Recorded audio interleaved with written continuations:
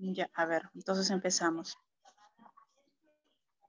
Bien, miren, por acá tenemos entonces la imagen de una célula, ¿verdad? Entonces, miren, la célula, acuérdense que va a llevar una serie de llevar a cabo una serie de actividades metabólicas, ¿verdad? Acuérdense que todo lo que nosotros ingerimos, ¿no? Ya sean proteínas, carbohidratos, grasas, ¿no? Todos esos nutrientes van a llegar a esa célula, ¿no? ¿Para qué? Para que esta célula pueda llevar a cabo sus funciones, pueda utilizar todos esos nutrientes, ¿no? Y poder producir energía. Ahora, pero esta célula no solamente va a producir energía que le va a permitir a ella llevar a cabo todas sus funciones, sino que también ella va a elaborar productos de desecho. ¿Sí? Siempre van a haber productos de desecho. ¿Cuáles son los principales productos de desecho? Tenemos el amoníaco, el ácido úrico, el dióxido de carbono. En el caso del dióxido de carbono, nosotros lo podemos eliminar de alguna manera un poco más directo, a través de nuestra vía respiratoria. Pero ¿qué pasa con el amoníaco, con el ácido úrico? Ellos no pueden salir de esa manera. Entonces, ¿qué es lo que ocurre con estos productos de desecho? Ellos son llevados hacia el hígado y en el hígado van a ser convertidos en urea. Ahora, recién como urea, esta va a ir a través de nuestra sangre y va a llegar a nuestros riñones. En nuestros riñones, ¿qué va a ocurrir?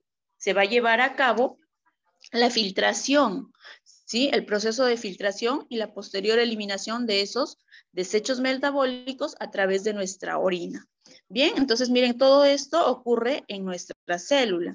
Ahora, en el caso del aparato excretor o aparato urinario, vamos a ver que es un conjunto de órganos, ¿no? Básicamente riñones y vías urinarias, que tienen por finalidad de determinar más o menos la cantidad de agua y de sales que hay en nuestro organismo, ¿sí? Y de esa manera, ¿no? Expulsar todo el exceso que pueda haber de ellas, ¿no? De tal manera que se va a mantener un equilibrio interno en nosotros, ¿sí? Entonces, de eso se encarga nuestro aparato urinario, también llamado aparato excretor. Bien, acá tenemos a dos de sus componentes, los estamos viendo, a los riñones y a las vías urinarias. Vamos avanzando.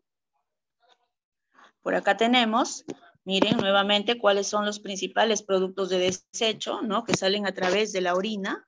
Bien, son la urea, el ácido úrico, por ejemplo. Hemos dicho que todo ello proviene de la degradación de nuestros nutrientes, los alimentos que nosotros consumimos, ¿no? Entonces, miren, vamos a ver aquí los principales productos de desecho. A ver, seguimos avanzando. Y vamos a empezar ahora con el primer órgano que nos interesa saber, el primer componente de este aparato urinario, que vienen a ser los riñones. A ver, ahora sí. ¿Listo? Por acá tenemos a nuestros riñones. Como ven ustedes, son órganos pares. ¿Por qué? Porque son dos. Tenemos uno del lado derecho, uno del lado izquierdo. Luego vamos a ver que son órganos de color rojizo. Se dice que pesan aproximadamente unos 170 gramos cada uno. También debemos de recordar aquí que, por ejemplo, el riñón derecho se encuentra unos 2 centímetros más abajo que el izquierdo, debido, pues, ¿no? A la presencia del hígado. Acuérdense que el hígado también se encuentra del lado derecho, entonces por eso el riñón izquierdo, debido a la posición del hígado y al volumen también del hígado, acuérdense que el hígado es la glándula anexa más grande que tenemos, entonces por eso el riñón derecho se encuentra 2 centímetros por debajo de este riñón izquierdo. ¿Listo? ¿Dónde se encuentra localizado nuestro riñón? En la parte posterior y superior de nuestro abdomen. Se dice que son órganos retroperitoneales. ¿Por qué? Porque se encuentran detrás, ¿no? Del peritoneo. Acuérdense que el peritoneo es una membrana que está envolviendo toda en nuestra región abdominal y está protegiendo, ¿no? A nuestros órganos internos que se encuentran en esta zona. La forma, se dice que adoptan la forma de un haba, ¿sí? Va a presentar dos bordes. A ver, vamos a ver si puedo utilizar el lapicito para poder ir señalándoles. La verdad que con el celular no estoy muy familiarizada.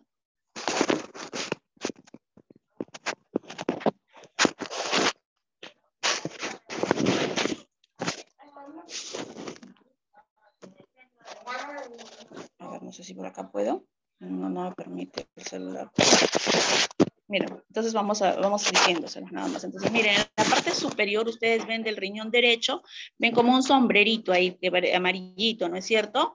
Bien, esa zona, en la parte superior de esos riñones, vienen a ser los polos superiores. Y en ellos vamos a encontrar esa estructura en amarillito que ustedes están viendo, va a recibir el nombre de glándula suprarrenal, ¿sí? En ambos riñones vamos a encontrar a las glándulas suprarrenales.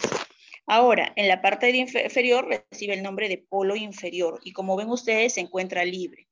Luego vamos a ver que la parte externa se caracteriza, ¿no? Ese borde externo que ustedes ven se caracteriza porque es convexo, mientras que la parte interna se caracteriza por ser cóncava, ¿no? En esa zona, en la parte interna, en la zona media, ustedes están viendo ahí unas estructuras azules, rojitas, ¿verdad? Esos son los vasos sanguíneos, ¿sí? Son la arteria renal, la vena renal que están ingresando, ¿no? Y van a irrigar a ese riñón. Ahora, no solamente van a estar ahí la arteria, la vena, también están los nervios, todo eso forma el llamado ilio renal, que se encuentra, ¿no? En la región cóncava, ¿no? De los riñones. Ahí está ese ilio renal. Y acuérdense que está formado por las arterias, las venas renales y por los nervios. Y también por ese lado ingresa la famosa pelvis renal, que más adelante vamos a ir hablando. Bien, entonces seguimos avanzando.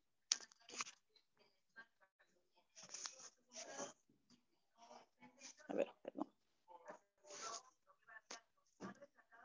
Miren, por acá nuevamente tenemos al riñón, ¿no? Vamos viendo la parte externa, ya hemos dicho que se caracteriza ese borde externo porque es convexo, mientras que el borde interno es cóncavo, ¿no es cierto? Y miren, ahí se ve el ilio renal. Nuevamente la arteria renal, la vena renal, ¿no? Y también está la pelvis renal. Miren, está la zona de inicio de los uréteres. Bien. Ahora, este riñón tiene una unidad anatómica y funcional. Esa unidad anatómica y funcional recibe el nombre de nefrón o nefrona. Por cualquiera de los dos nombres lo pueden encontrar ustedes, pero recuerden siempre que ellos son unidades anatómicas y funcionales. Es en ese nefrón donde se va a llevar a cabo la principal función de este aparato, que viene a ser la formación de la orina. Vamos avanzando. Por acá, miren, vamos a tener, no, me estaba olvidando en esta diapositiva, aunque estoy no puedo estar, no tengo el cursor. Pero miren, ahora, en este riñón, por ejemplo, estamos viendo, nos permiten apreciar la parte interna del riñón, ¿no? Se hace un pequeño corte transversal y podemos ver las estructuras al interior. Vamos a ver que ellos tienen la parte más externa que ustedes ven, ¿no? Es la región de la corteza. ¿Sí? En esa zona es donde nosotros vamos a encontrar a los llamados corpúsculos de Malpighi, ¿sí? Los corpúsculos de Malpighi. Mientras que la parte más interna, ¿sí? La parte más interna donde ustedes de repente están viendo unas estructuras un tanto piramidales en color rojiza, ¿sí? Están viendo esas estructuras. Esa parte interna recibe el nombre de médula. Y como ustedes mismos ven, tiene un color un poquito más oscuro, ¿no? Esa zona de la médula se encuentra formada por las pirámides de Malpighi, ¿sí? Por las pirámides de Malpighi. Entonces recuerden bien, ¿no? En la estructura interna del riñón vamos a distinguir dos grandes zonas. La zona de la corteza, que es un poco más clara, ¿no? Y que está formado por los corpúsculos, ojo, los corpúsculos de Malpighi, mientras que la zona interna, que está formada por una coloración un tanto más oscura, está formada por las pirámides de Malpighi. Bien, recuerden bien eso. Entonces ya hemos dicho, la unidad anatómica y funcional de este riñón, ¿qué nombre recibía, chicos? ¿Cuál era la unidad anatómica y funcional del riñón? La nefrona. La nefrona, ¿verdad? La nefrona. Bien, entonces miren, por este lado vamos a ver a esa unidad anatómica y funcional que viene a ser la nefrona. Ahora, la nefrona tiene dos grandes componentes, ¿sí? Tiene la zona del corpúsculo de Malpighi.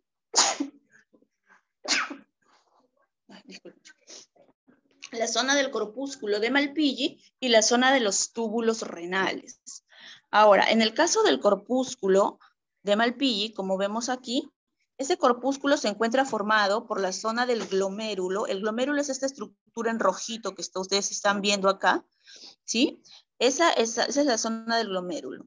Ahora, ese corpúsculo está formado por ese glomérulo y esa estructura en forma de C que están viendo alrededor de él, que va a recibir el nombre de cápsula de Bowman, ¿sí? Entonces, miren, toda esa estructura del glomérulo y la cápsula de Bowman van a formar, ¿no?, el corpúsculo de Malpighi, ¿no? Ese corpúsculo que en la diapositiva anterior decíamos que se encuentra en la zona de la corteza del riñón, ¿no? Entonces, miren, ese es el corpúsculo de Malpighi.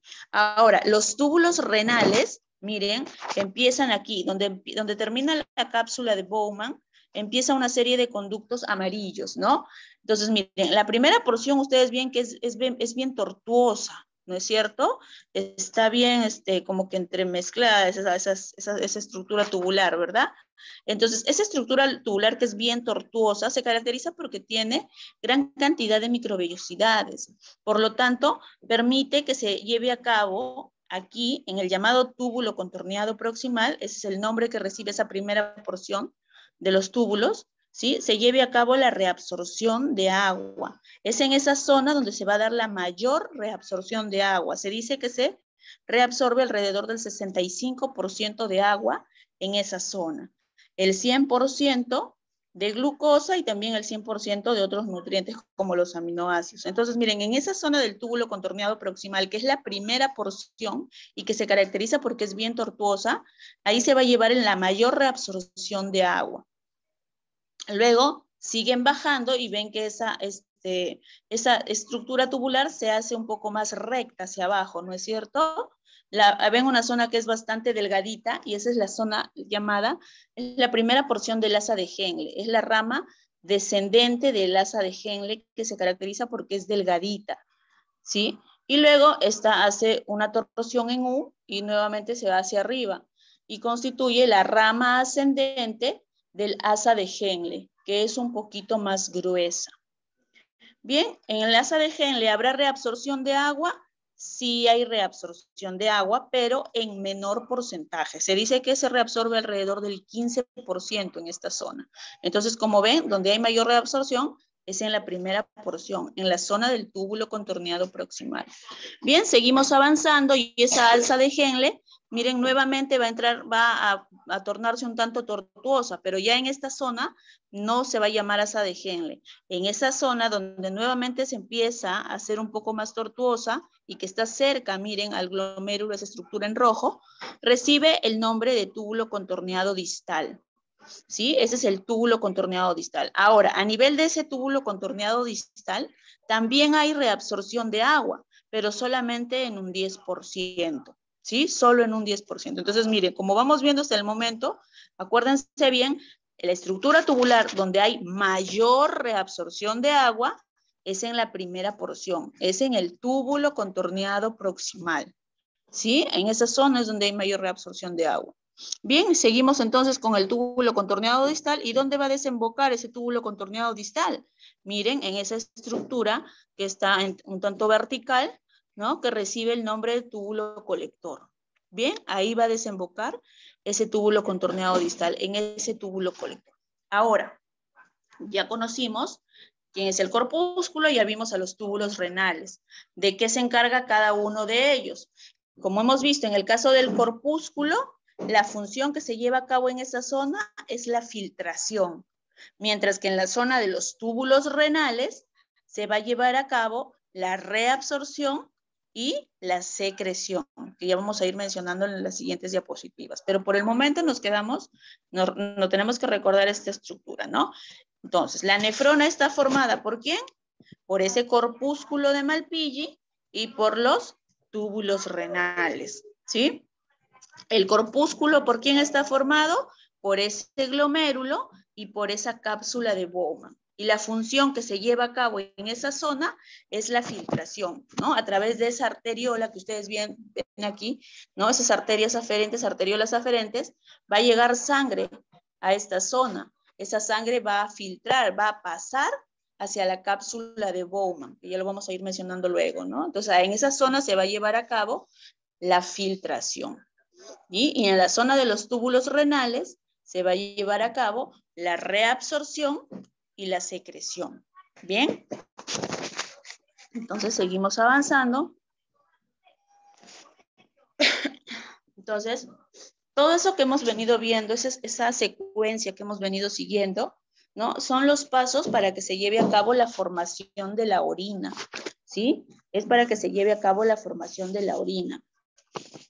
Vamos a ver, ¿no? Entonces, que ya hemos dicho que en la zona del corpúsculo, acuérdense que el corpúsculo es el glomérulo más la cápsula de Bowman, ¿no? Que en este caso sería esa estructura aquí que vemos con un enmarañado rojo arriba, ¿no? Ahí se va a llevar a cabo, ahí la sangre está llegando a través de esas arteriolas aferentes a la zona, ¿no? A la zona de la cápsula de Bowman, ¿no? Y se va a llevar a cabo la filtración, ¿no? La filtración de la sangre. Una vez que ya atravesaron la cápsula de Bowman, van a empezar a pasar hacia la zona de los túbulos, ¿no? La primera porción de los túbulos, acuérdense, es el túbulo contorneado proximal, ¿no?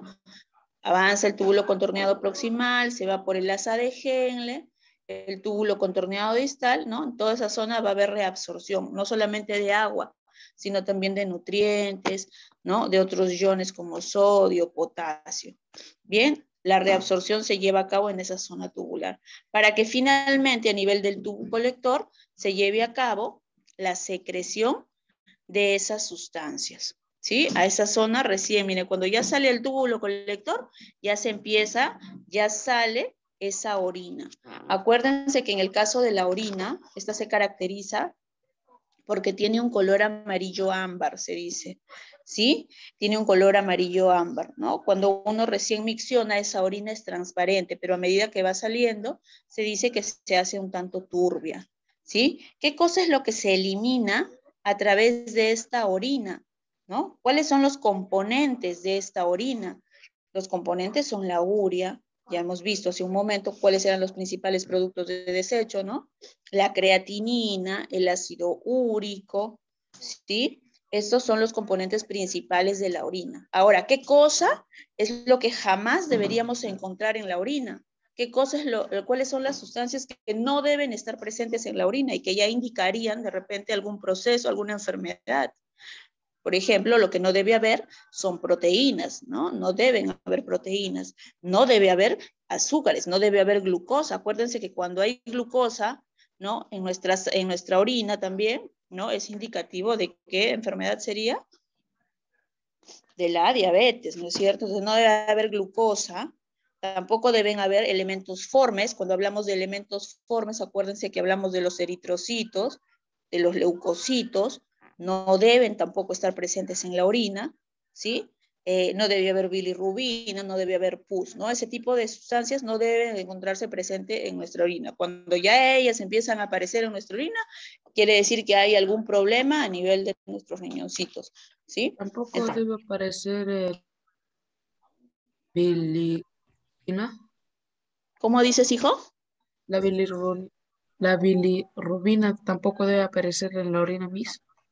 No, tampoco. Acuérdense que la orina solamente nos trae principalmente urea, creatinina, ácido úrico, ¿no? Entonces, lo que no debe de haber son los que les he mencionado, ¿no? Las proteínas como la albúmina, la glucosa, los elementos formes como los eritrocitos, los leucocitos, de repente por ahí algún cuerpo cetónico, bilirrubina, pus, eso no debe estar presente en nuestras muestras de orina, ¿sí? Ahora, se dice que nosotros producimos por día un promedio entre 800 y litro y medio más o menos de orina, ¿no? Por día.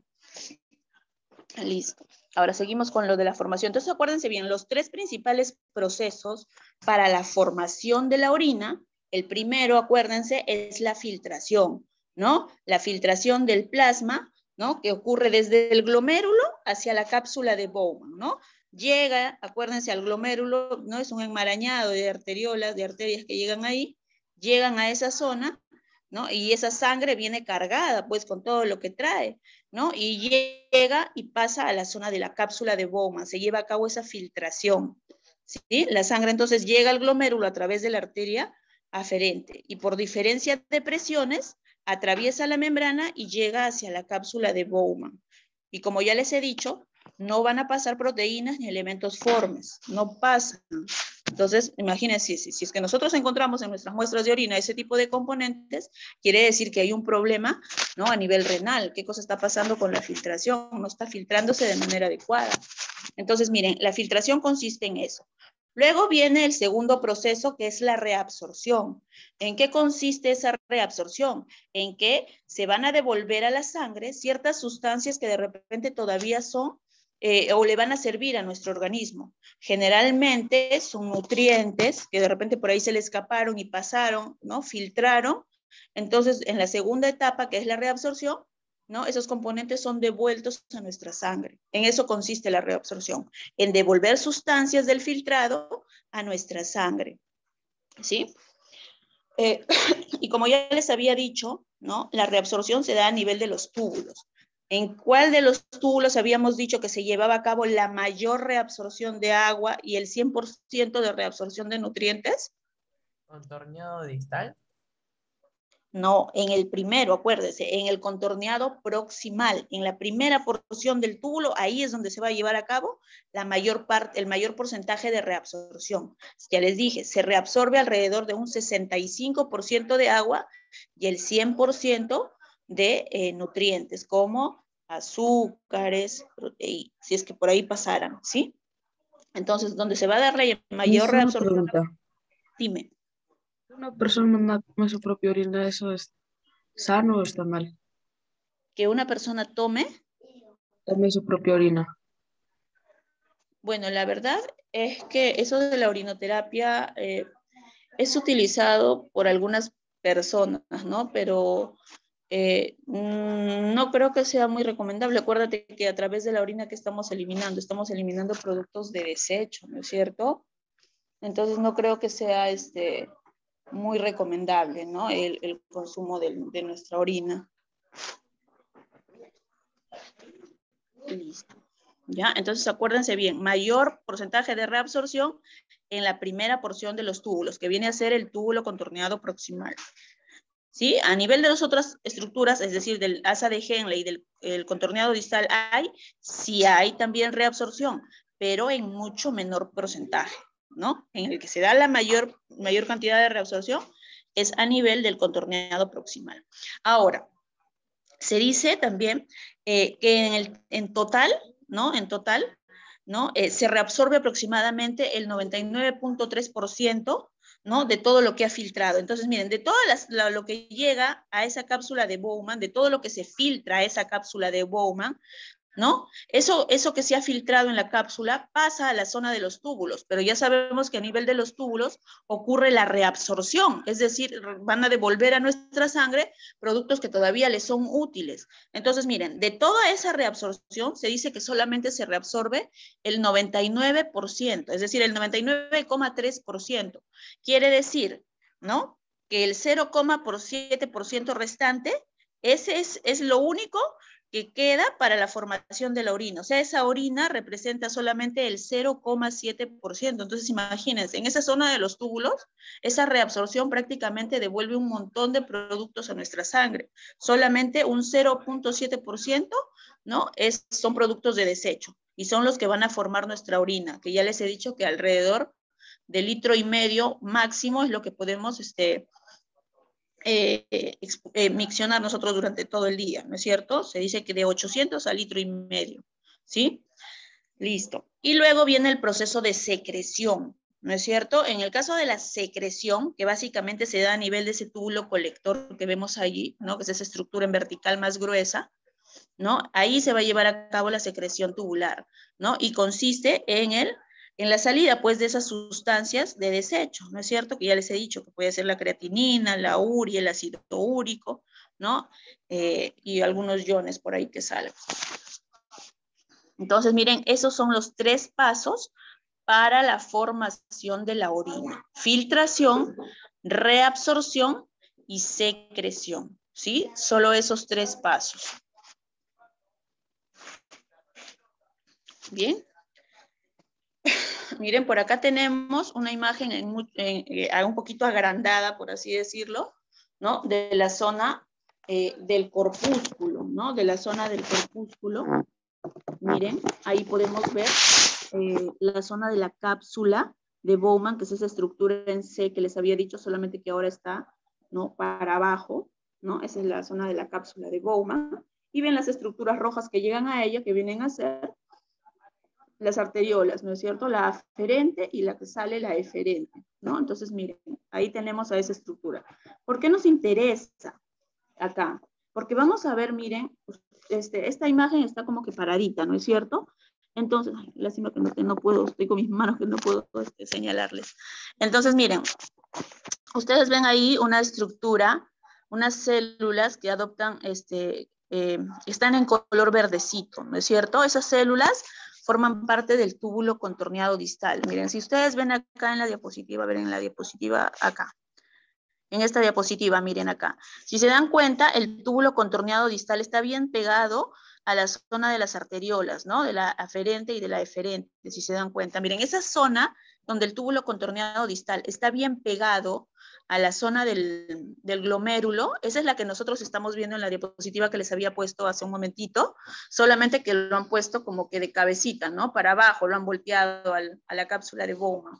¿Ya? Pero si se dan cuenta, miren, en esa zona están bien pegaditos el contorneado distal a las arteriolas. Esa zona que está ahí, esa zonita, va a recibir el nombre de aparato yuxtaglomerular, ¿sí? Ahora vamos a regresar a esa imagen, miren.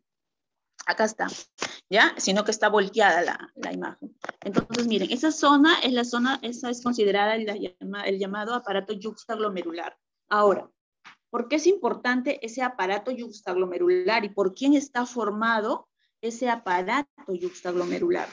Miren, está formado por esas células que ven ahí en verde, que son células del túbulo contorneado distal, ¿sí? Están formadas por ellas. Miren, también están formadas, ahí logran ver unas células en celeste que están en ese espacio entre las arteriolas, ¿verdad? Y también están viendo ahí, hay unas células en color vino pegadas a las arteriolas también. Entonces, miren, esos tres tipos de células forman el llamado aparato yuxtaglomerular, ¿sí? Las que están en verde son las llamadas células de la mácula densa, que forman parte del túbulo contorneado distal. Las celestitas que están viendo ahí son las llamadas células de Purkinje, ¿sí? Esas células de Purkinje, y miren, y las que están en color vino van a recibir el nombre de células yuxtaglomerulares. Esos tres tipos de células, ¿no?, que les he mencionado y que les estoy diciendo ahí en los colores para que lo reconozcan, son el llamado aparato yuxtaglomerular. Ahora, ¿por qué es importante este aparato yuxtaglomerular? Porque si se dan cuenta, miren ahí justo lo hemos puesto felizmente en naranja ahí, ¿no? Van a producir una serie de sustancias, ¿no?, que van a permitir regular la presión arterial y también la eritropoiesis. Ahora vamos a ver cuándo controlan ese tipo de funciones ellos. En el caso de, por ejemplo, vamos a ver aquí, cuando de repente a una persona se le baja la presión arterial, ¿qué cosa es lo que ocurre? Inmediatamente esas células yuxtaglomerulares que ustedes están viendo allí, que están en color vino, ¿no?, pegadas a las arteriolas, ¿qué cosa van a hacer esas células yuxtaglomerulares?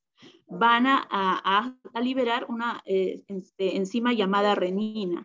Esa renina, ¿qué cosa hace? Esa renina va a actuar sobre el angiotensinógeno y va a hacer que ese angiotensinógeno se transforme ¿en qué? Se transforme en angiotensina, y a su vez esa angiotensina se transforme en angiotensina 2, que es una hormona, y esa hormona ¿qué hace? Estimula la secreción de la hormona aldosterona, la cual hace que se incremente la reabsorción del ion sodio y se incremente la reabsorción del agua, de tal manera que se va a incrementar el volumen sanguíneo y la presión arterial vuelve a su estado normal.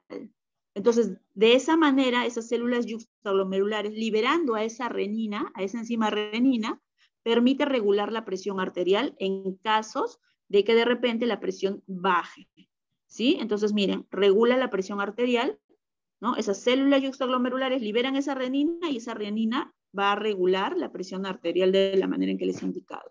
Mientras que, miren, por el otro lado, tenemos que las células de Purkinje o células mesangiales también llamadas, pero mesangiales extraglomerulares porque está fuera del glomérulo. Las celestes que están dentro del glomérulo, esas son las mesangiales intraglomerulares, pero las que nos interesan a nosotros son estas, las mesangiales extraglomerulares o llamadas también células de Purkinje, que son las que están afuerita entre las que les he mencionado, ¿no? Ellas, ¿por qué son importantes? Porque de repente, en situaciones donde hay disminución del oxígeno, se llama, les decimos situaciones de hipoxia, ¿no? Cuando el oxígeno disminuye, ¿qué cosa pasa? Esas células van a secretar a la eritropoyetina. ¿Y qué cosa hace esa eritropoyetina? Esa eritropoyetina, por ejemplo, se va hacia, ¿no? A través de la sangre se va hacia la zona de la médula ósea roja que encontramos en nuestros huesos, acuérdense, ¿no? ¿Y qué cosa hace? Va a acelerar la formación de los glóbulos rojos. Es decir, estimula, ¿qué cosa? Estimula la eritropoiesis, ¿no? Estimula la eritropoiesis. Entonces, miren, de esa manera, ¿no? Esas células también, ¿no? Estimulan la eritropoiesis cuando la persona se encuentra en condiciones de hipoxia, ¿no? De repente nosotros viajamos a las alturas, como ya les había mencionado, creo ustedes, ¿no? Viajamos a zonas donde hay gran altura y nosotros no estamos acostumbrados. Acuérdense que a mayor altura hay menor oxígeno, ¿no? Entonces nosotros empezamos con nuestros problemas para respirar porque no hay la cantidad adecuada de oxígeno a la que nosotros estamos acostumbrados. Entonces, ¿quién actúa? Miren, actúan estas células. ¿Qué hacen? Secretan eritropoyetina. ¿Y esa eritropoyetina qué hace? Inmediatamente se va hacia nuestra médula ósea roja y estimula, ¿no? La formación de glóbulos rojos, ¿no? De tal manera que nos mejora la situación en nosotros. Ya empezamos, ¿no? Nos adaptamos a esos cambios, ¿no? Entonces, miren la importancia también, ¿no? De estas células que vamos a encontrar aquí a nivel de nuestros riñones. Bien, entonces seguimos avanzando. Miren por acá, nuevamente tenemos a nuestro glomérulo en color durazno y la cápsula de Bowman en amarillito, ¿no? Nuevamente está invertida la imagen. Bien, entonces miren, ¿qué cosa vemos por acá? ¿Para qué nos ponen esta imagen? Ya hemos dicho hace un momento que todo el proceso de filtración se lleva a cabo gracias a la diferencia de presiones que existen, ¿no? Ahora, ¿cuáles son esas presiones que intervienen? Ahí tenemos, miren, la llamada presión hidrostática glomerular. ¿Qué es esa presión? Es la presión que están ejerciendo, ¿no? Que está ejerciendo, mejor dicho, la sangre al interior de esos capilares, ¿no? Entonces, acuérdense, toda esa sangre está ahí en los capilares generando presión allí, ¿no? Se dice que esa presión es positiva. ¿Por qué? Porque esa sangre está a favor, ¿no? De la filtración, quiere pasar hacia la cápsula de Bowman, entonces es una presión positiva. Luego, miren, tenemos aquí la presión coilodosmótica, ¿no es cierto? Esa es la presión de las proteínas, ¿sí? Entonces, es la presión que está de las proteínas que están en esa zona del glomérulo, ¿no? Y que están tratando, acuérdense que las proteínas no pasan, ¿no es cierto? Se quedan allí y también están ejerciendo presión porque están tratando de evitar o tratando de retener al agua ahí. Se dice que esa es una presión que está en contra de la filtración, ¿no? Porque están ahí las proteínas tratando de retener el agua. Y luego tenemos, miren, la presión que genera la misma cápsula de Bowman, ¿sí? La presión que está generando la cápsula de Bowman. Entonces, la presión de la cápsula de Bowman es la presión que están ejerciendo sus paredes, ¿no? Y el líquido que está al interior, ¿sí? Entonces, miren, esas son las tres presiones que intervienen al momento del filtrado glomerular. Luego vamos a la siguiente, miren, y cómo hallamos finalmente la presión del filtrado, la presión neta. ¿Qué hacemos? A la presión positiva, ¿qué hacemos? Le vamos a quitar las presiones negativas, ¿no? ¿Cuál era la presión positiva? Era la presión, ¿no? Que generaba la sangre al interior de los capilares glomerulares, ¿no? Y generalmente esa es 60 milímetros de mercurio. Acuérdense que la presión está en esas unidades. Y le vamos a restar las presiones negativas, aquellas que están en contra de la filtración, que en este caso sería la presión que ejercen las proteínas, que es 32 milímetros de mercurio siempre, y la presión que ejerce la cápsula de Bowman, ¿no? Que es de 18 más o menos milímetros de mercurio. Entonces, ¿qué hacemos? 60 menos 32 menos 18, ¿sí? ¿Qué vamos a obtener? Vamos a obtener que la presión de filtrado neto viene a ser aproximadamente de 10 milímetros de mercurio, ¿no? Entonces, esto nos ayuda a nosotros saber, ¿no? ¿No? La presión, ¿no? Con que se lleva a cabo este filtrado, este primer proceso en la formación de la orina, ¿sí? Listo. Miren, por acá nuevamente, para recordar, ¿no? La reabsorción, esto ya lo habíamos mencionado hace un momento, ¿no? Entonces, miren, en el túbulo contorneado proximal se da la mayor reabsorción, ¿sí? Y miren, el 100% de reabsorción de nutrientes. En las otras estructuras tubulares hay reabsorción, sí, pero en menor porcentaje. ¿Listo? A ver, vamos a la siguiente, miren. Y tenemos la zona, ahora nos vamos al segundo componente de nuestro aparato urinario, que son las vías urinarias, ¿no es cierto? En el caso de las vías urinarias, como verán, miren, ahí están los riñones, y de esos riñones salen unas estructuras hacia abajo amarillitas, ¿no? Tubulares. Esos son los uréteres, también son dos uréteres, uno del lado derecho y uno del lado izquierdo. Como van a ver ustedes, estas vías urinarias, como su mismo nombre lo dice, son las que permiten, una vez que ya la orina se formó arriba en el riñón, esas vías urinarias lo que permiten es sacar esa orina y llevarlo hacia el exterior, ¿no? Entonces, las primeras estructuras que van a entrar en contacto con esa orina son los uréteres, ¿no? Esos uréteres lo van a llevar hacia la zona de la vejiga, ¿no es cierto? Hacia la zona de la vejiga. Ahora, en el caso de la vejiga, acuérdense que este es un órgano musculoso, ¿no? Que tiene la capacidad de almacenar hasta máximo 1 litro de orina, ¿no? 1 litro de orina puede albergar nuestra vejiga. Pero ¿cuándo es que aparece el reflejo de micción? Ese reflejo que nos llama al baño. Cuando la vejiga alcanza una capacidad de 400 mililitros aproximadamente, aparece el reflejo de micción y nos llama a nosotros a ir al baño. Pero por ahí de repente no estamos cerca al baño, nos estamos aguantando, esa vejiga, les digo, puede almacenar máximo 1 litro de orina, ¿sí? Esa es la capacidad máxima de la vejiga. Pero el reflejo de micción aparece a los 400 mililitros, ¿sí? No se olviden. Y bueno, luego de la vejiga viene la uretra, ¿no? Que es la que va a permitir ya la salida definitiva hacia el exterior, fuera.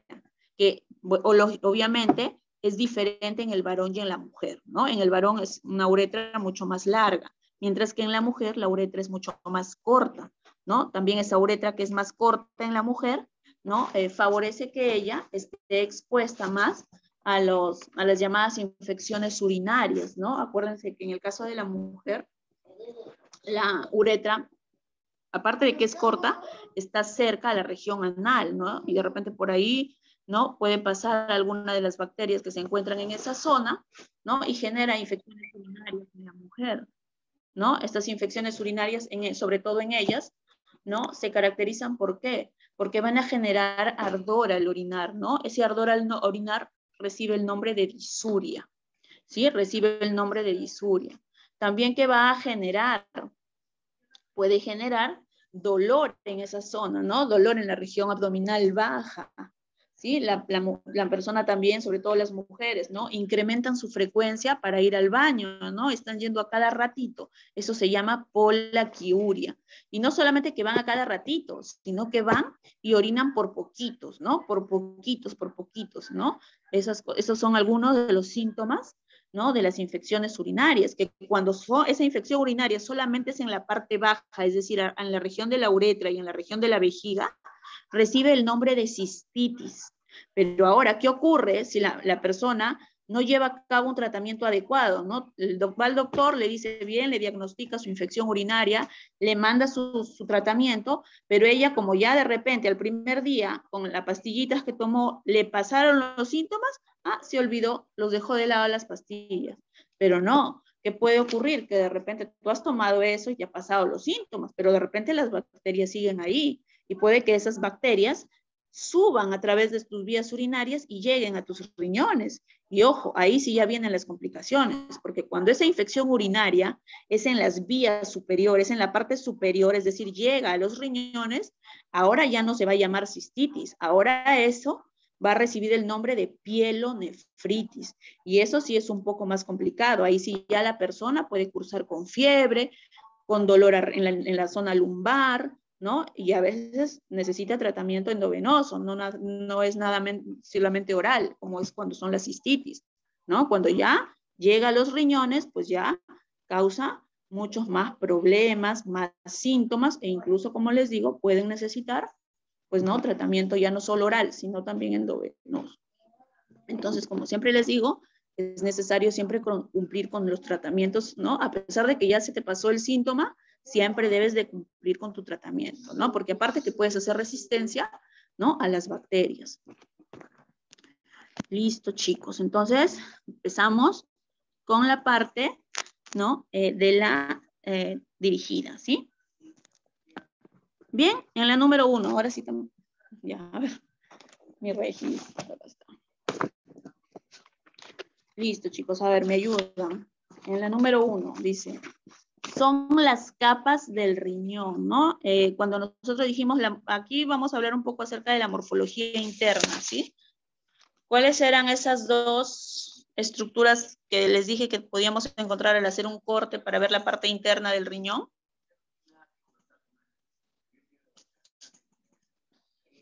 ¿Se acuerdan?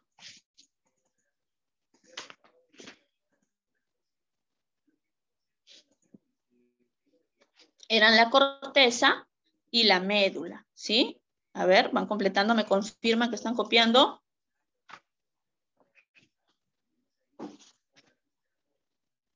A ver, está Freddy.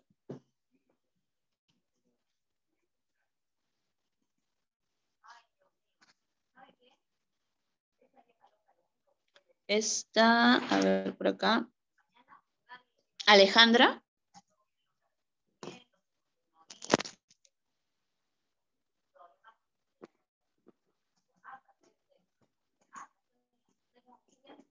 ¿Tampoco está Alejandra? ¿Me puedes repetir?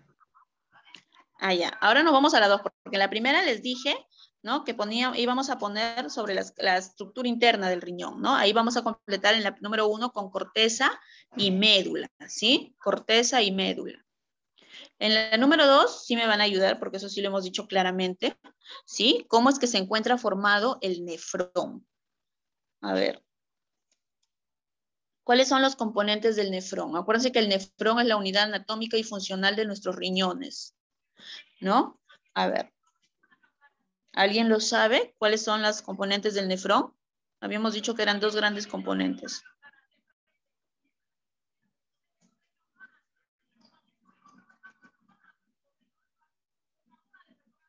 A ver, está Minerva. Miss, ¿cuál era la 1? No lo escuché bien. En la número 1 vamos a completar, vamos a poner corteza y médula, ¿sí? En la número 1.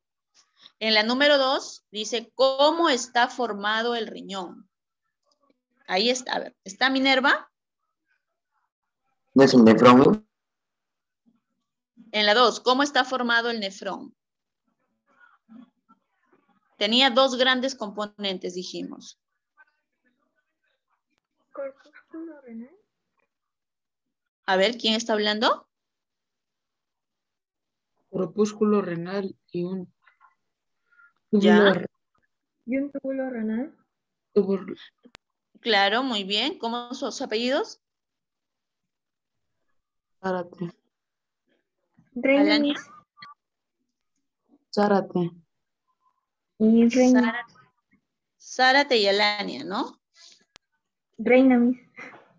No, Ah, no, Reina. soy Zárate Basaldúa. Ya, Y y Reina Gómez. sí, Miss. Ya, Alania no. No. Zárate. Ya, listo, me había confundido. Listo, entonces, bien. Entonces, en la número nos dice, ¿cómo está formado el nefrón? Exactamente, por el corpúsculo renal, o llamado también corpúsculo de Malpighi, y por los túbulos renales. No se olviden, esos son los dos grandes componentes del nefrón. De allí que cada uno presenta sus partes, ya también es diferente, pero de manera general el nefrón tiene al corpúsculo de Malpighi y a los túbulos renales. Bien, dice en la número 3, el vaciamiento de la vejiga se llama, ¿cómo se llama el vaciamiento de la vejiga? ¿Alguien sabe? ¿Alguien recuerda? A ver, está Henry Guamán.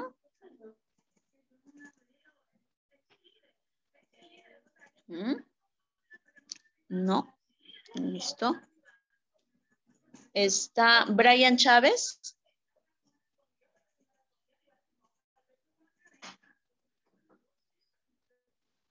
Tampoco. Listo. Entonces, miren, chicos, el vaciamiento de la vejiga recibe el nombre de micción, ¿sí? Micción. Ahí van completando ustedes, micción. Y acuérdense que esa micción, ese reflejo de la micción aparece cuando la vejiga tiene aproximadamente 400 mililitros de orina, ¿sí? Bien. Luego viene aquí en el número 4 y nos dice las vías urinarias. Justo lo acabamos de ver, ¿no? ¿Quiénes son las llamadas vías urinarias? Uréteres, vejiga urinaria, uretra. Muy bien, ¿no? Los uréteres, la vejiga y la uretra. ¿Tu apellido, hija? Espinosa Calderón, Miss. Ah, Yumei. Sí. Listo, hija. Los riñones no es, ¿no, Miss? No, los riñones son aparte. Acuérdense que el aparato urinario está formado por riñones y vías urinarias. Y las vías urinarias son las que van a sacar la orina del riñón. El riñón es el lugar donde se forma la orina. Y las vías urinarias son las que van a sacar la orina y la van a llevar hacia el exterior. ¿Sí? Listo, avanzamos. Ahora tenemos acá una imagen para completar. Ahí, a ver, le van poniendo el nombre, lo van completando y me avisan cuando acaban para hacer las preguntas. Ahí nos están poniendo, miren, la zona del corpúsculo de Malpighi, ¿no? Que está formado por esa cápsula de Bowman y por el glomérulo. Y nos están enseñando por ahí también las arteriolas. Acuérdense que ingresa la arteriola aferente y sale la eferente. Luego vemos la parte tubular, ¿no? La zona de los túbulos renales. Ahí vamos a encontrar la primera porción, que es el túbulo contorneado proximal. Luego viene el asa de Henle con su porción descendente y ascendente. Y luego el túbulo colector distal, ¿no? Que va a desembocar en el túbulo colector. Van copiando.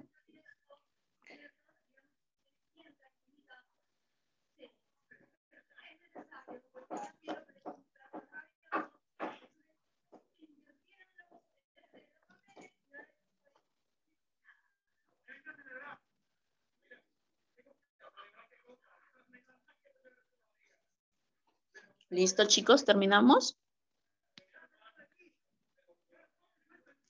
A ver, ¿terminaron de copiar?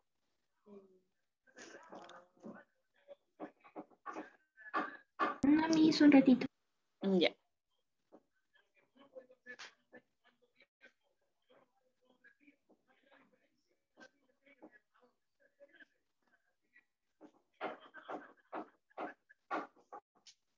Miss.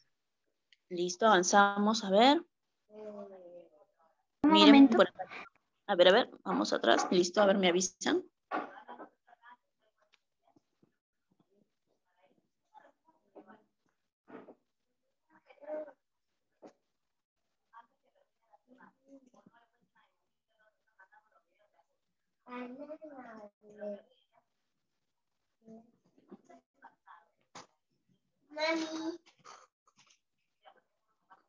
¿Terminaron, chicos? Ya, Miss. Listo, avanzamos entonces.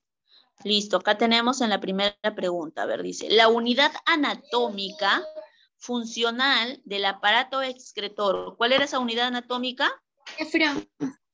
El nefrón, ¿no es cierto? El nefrón. En la 1, la clave es la letra D. Muy bien. Yumei, fuiste, ¿verdad? Sí, Miss. Listo. Ahora, en la número 2 nos dice, ¿dónde se produce la renina? Acuérdense que de la renina, esa enzima que hemos mencionado, ¿no? ¿En qué célula, dónde se producía? En la A. En la A, ¿verdad? En las llamadas células yuxtaglomerulares, ¿no? Esas células que se encontraban bordeando a las arteriolas, ¿sí? Muy bien. En la 2, la clave es la letra A. Luego en la 3 nos dice, la inflamación de los riñones se denomina... Nefritis. Nefritis. A ver, vamos a ver en la número 2. Claro, ¿no? Podría ser la nefritis, pero haría más a la unidad anatómica, ¿no? Acá sería renitis, ¿no? Renitis es el término apropiado, ¿sí? Acuérdense, esa es la inflamación, pero acuérdense que de repente en el examen también hay que distinguir al momento del examen las patologías, las enfermedades que están relacionadas con la parte urinaria, ¿sí? No se olviden, hemos dicho que si son de vías bajas, reciben el nombre de cistitis, es decir, si es en uretra o si es en vejiga, ¿no? Pero si esa infección ya se va hacia la zona de arriba, hacia la zona de los riñones, también acuérdense, recibe el nombre de pielonefritis, ¿sí? No se vayan a olvidar esos términos también. Luego miren, en la 4 dice, es la presión ejercida por las proteínas. ¿Cuál sería? La C. A ver, vamos a ver qué dice en la C. Yo también lo tengo chiquitito acá, a ver. Dice en la 4, ¿no? Acá sería, acuérdense, presión oncótica, ¿sí? Presión oncótica. Siempre que escuchen ese término onco, ¿no? La parte de oncótico tiene que ver todo con lo que son proteínas, oncótica o coloidosmótica, ¿sí? Esas son la presión que ejercen las proteínas, ¿no? Están ahí en el glomérulo tratando de retener la mayor cantidad de agua. Luego en la 5 dice, la hormona aldosterona regula el volumen de agua en la orina. Esta hormona actúa en el riñón a nivel de...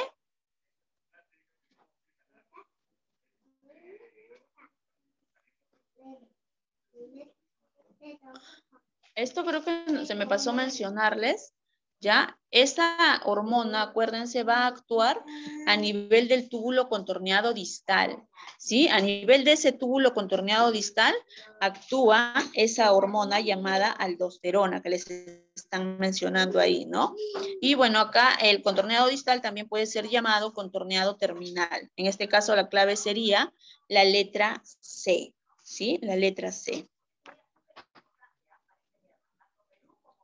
Listo, en la 5 es la C, vamos a seguir avanzando. Luego miren en la 6, nos dice glándula endocrina que se encuentra ubicada en el polo superior del riñón. ¿Cuál era esa glándula que les había dicho? Que se encontraba como sombrerito ahí encima del riñón. ¿Suprarrenal? La suprarrenal, ¿no es cierto? La glándula suprarrenal, muy bien, la 6 es la A. Luego en la 7 me dice, cuando los riñones dejan de producir orina, la anomalía se denomina,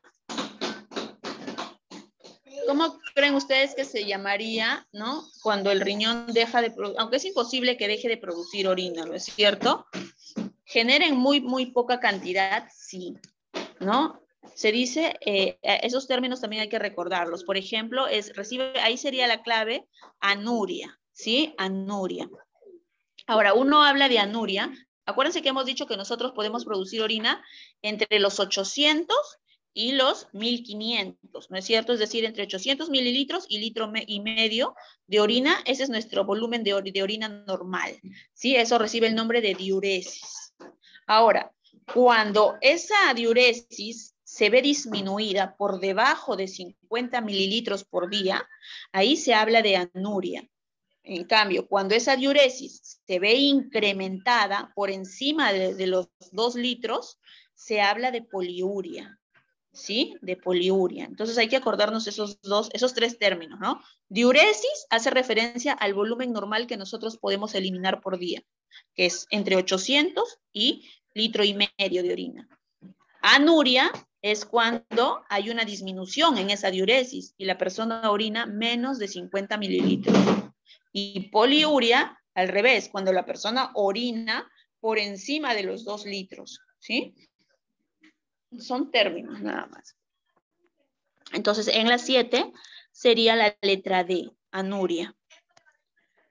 Luego miren, en la 8 nos dice el primer paso en la elaboración de la orina. ¿Cuál era ese primer paso que tanto hemos mencionado? Filtración. Filtración, ¿verdad? Filtración, muy bien. Luego dice en la 9, las células mesangiales tienen la función de... ¿Qué cosa hacían esas células mesangiales? Acuérdense que estaban en celestito, que les dije, que recibían también el nombre de células de Polkinson.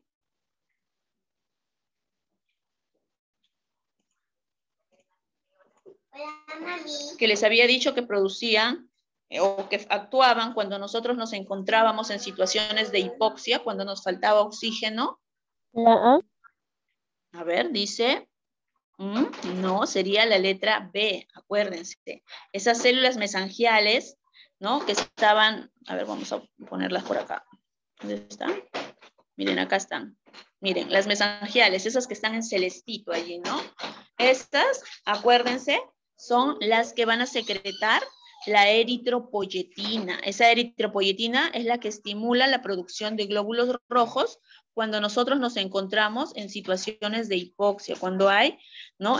Nos encontramos en situaciones donde tenemos menos cantidad de oxígeno, ¿sí? Por lo tanto, ahí, ¿cuál sería la clave? ¿Qué cosa producen ellas? ¿Qué hemos dicho que producen? En la 9, ¿qué secretan ellas? Ellas secretan eritropoyetina, ¿sí? Las células mesangiales, acuérdense, tienen la función de sintetizar eritropoyetina. Y miren, en la 10 nos dice, en la formación de la orina se filtra en el glomérulo, además de agua, ¿qué más se podía filtrar por ahí?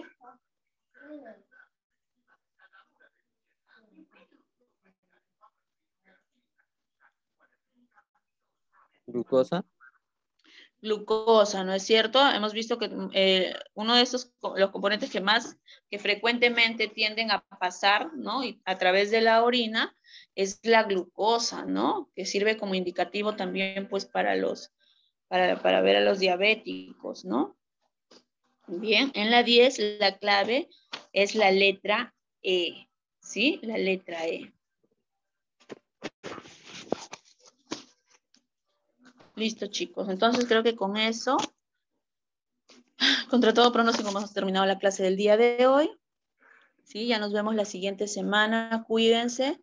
Esta semana están en exámenes, así es que están perdonados de la tarea. No hay tarea.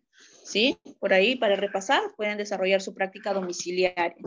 ¿Sí? Y si quieren me la envían para yo de repente cotejar si están bien sus claves. ¿Sí? Pero queda de manera opcional el envío de la tarea. Listo, chicos. Nos vemos la siguiente semana. Cuídense, que tengan un buen examen. Hoy día ya lo van a dar a través de su plataforma. Nos vemos la siguiente semana, chicos. Cuídense.